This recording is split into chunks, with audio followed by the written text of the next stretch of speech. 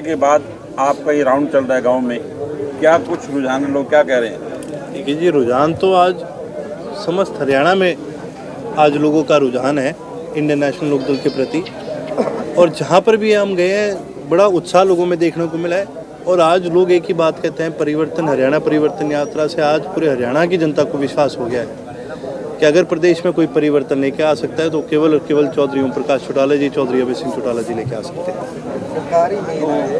दूसरे दौर की यात्रा कह सकते हैं इसको, रथ यात्रा है। अभी तक कहाँ हुआ है और आगे किन किन जिलों में जाने के लिए? अभी तक हिसार जिले में गई है यात्रा, फतेहाबाद जिले में गई है, और जो परिवर्तन यात्रा है यह समस्त हरियाणा में जाएगी। हरियाणा के 90 के 90 हलकों में जाएगी और हम सभी गाँव को कवर करेंगे। जो गाँव पद यात्रा में रह गए थे वो रथ यात्रा के माध्यम से पूरे हरियाणा के हम सभी गाँव को कवर करने का काम करेंगे। चौधरी वीरेंद्र सिंह कहते हैं कि जेजेपी और भाजपा का गठबंधन 15-20 दिन में टूटने वाला है, क्या कहेंगे इस पर? भाई वो उनका फैसला है, अगर वो तोड़ना चाहे तो तोड़े, नहीं तोड़ना चाहे ना तोड़े, लेकिन ये इनका आपसी का मामला है, इससे हमारा कोई लेना देना। कांग्रेस सीएम जनसंवाद कर रहे हैं, लगातार लोगों के बीच में जा रहे हैं, कैसे देखते हैं आप? उनके मंत्री भी जा रहे हैं। आपने वो देखे जनसंवाद?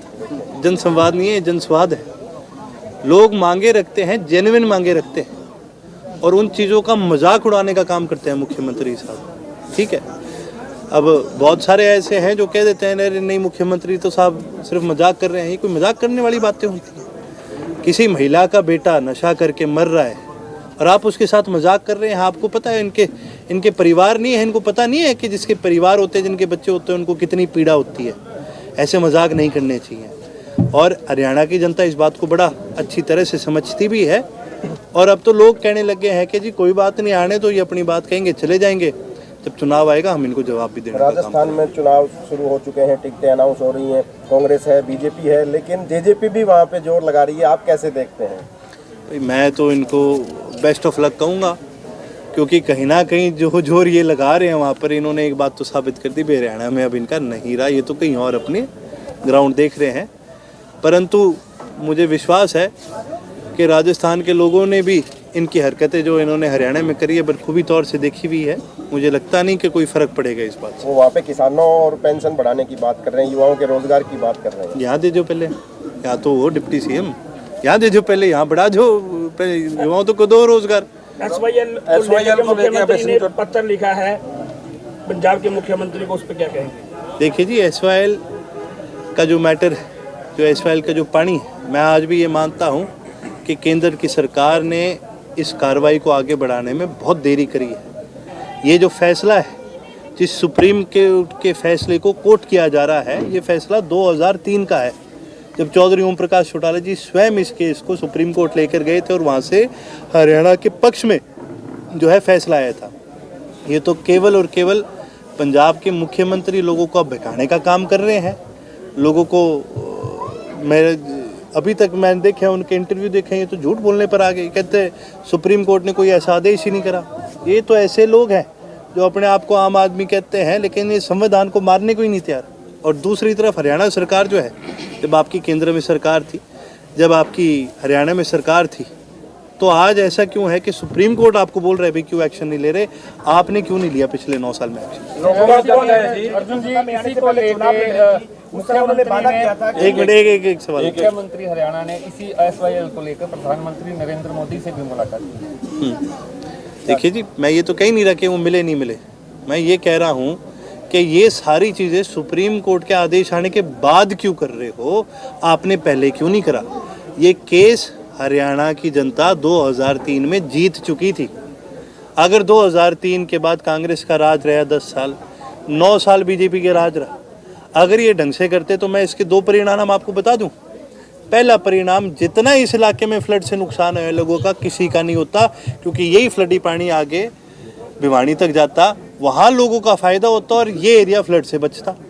पंजाब में 3 अलग अलग जिले फ्लड से बच जाते। आज जो ये रो रहे हैं, एक दूसरे पे उंगली उठाते हैं, ये लोग जो एक दूसरे पे उंगली उठाते हैं, खुद पे क्यों नहीं उठा रहे? कितना करोड़ों का जो नुकसान हुआ है हरियाणा के लोगों का और पंजाब के लोगों का, अगर ये नहर पहले बन जाती तो लोगों का फायदा होना था। हरियाणा कांग्रेस गठबंधन से मना कर चुकी है इनेलो के साथ। वहीं अनुराग ढांडा आपके कहने हैं कि इनेलो का जनाधार नहीं है, हम उनको जिंदा करने का काम क्यों करें? अनुराग ढांडा कौन है? आम आदमी पार्टी। अच्छा, वो कह रहे हैं कि तो ठीक है जी, उनको लगता होगा, हमें उनकी बातों से कोई फर्क नहीं पड़ता तीसरे मोर्चे का गठन होगा है। क्या हरियाणा में इनेलो तीसरे मोर्चे का गठन करेगी? आप चिंता ना करो, अभी चुनाव आने दो, अभी हम अपना काम कर रहे हैं, हम मेहनत कर रहे हैं। जो ये तमाम फैसले हैं इस प्रकार के, ये सब उस समय पे लिए जाते हैं, चुनाव के समय लिए जाते हैं। चुनाव से इतना पहले लेने का इनका कोई बात नहीं। जेजेपी ने चुनाव में वादा किया था कि 5,000 हम पेंशन करेंगे, लेकिन पेंशन नहीं हुई। कहीं ना कहीं डिप्टी सीएम ने कहा कि मेरे को 30 है, अब भी बुजुर्गों की पेंशन कट रही है। आपने अपने भाषण में कहा, उसको क्या प्रतिक्रिया? 30 है, ठीक है, और महकमे भी हैं इसके पास, और सबसे मेन महकमा एक्साइज वाला इसी के पास है। ताई इंद्रो को क्या वादा करा था कि ठेकेदार काटूंगा काम के, करे पूरा। इसकी 30 क्यों नहीं हो रही फिर? भाई जिसको 30 है, जो तेरा महकमा है तो वो कर दे ठीक, तो और क्यों किसी ने कुछ है? ये 30 लेने वाले जो लोग हैं ना, इनको और कोई काम नहीं है। अभी तो थोड़े दिन रुको, अभी इनको जूतों की माला भी पहनाएंगे लोग, इसीलिए तो ये राजस्थान जा रहे हैं। अर्जुन जी, दुष्यंत चौटाला ने राजस्थान में एक यात्रा शुरू की फेफड़ा गांव से और उसके बाद परसों एक मीटिंग ली इरिगेशन के डिपार्टमेंट के उच्च अधिकारियों को। उन्होंने एक लेटर लिखा है राजस्थान गवर्नमेंट को कि हरियाणा से राजस्थान को जो नहरें जा रही हैं उनकी रीमॉडलिंग की जाए और उनका पानी पूरा किया जाए। अच्छा, मैं देखी वो यात्रा, बड़े गौर से देखी डिप्टी साहब की। वो कहते वहाँ की, यहाँ से जो पानी राजस्थान को वो पूरा करो। अच्छा, वो पूरा करो। आप एक चीज़ ये देखो, मैं पहले भी यही बात कही है कि इनकी हिपोक्रेसी देखो कि एक तरफ ये हरियाणा के हितों की बात करते हैं, लेकिन ये हरियाणा में रह के हरियाणा के लोगों का हित नहीं कर सकते।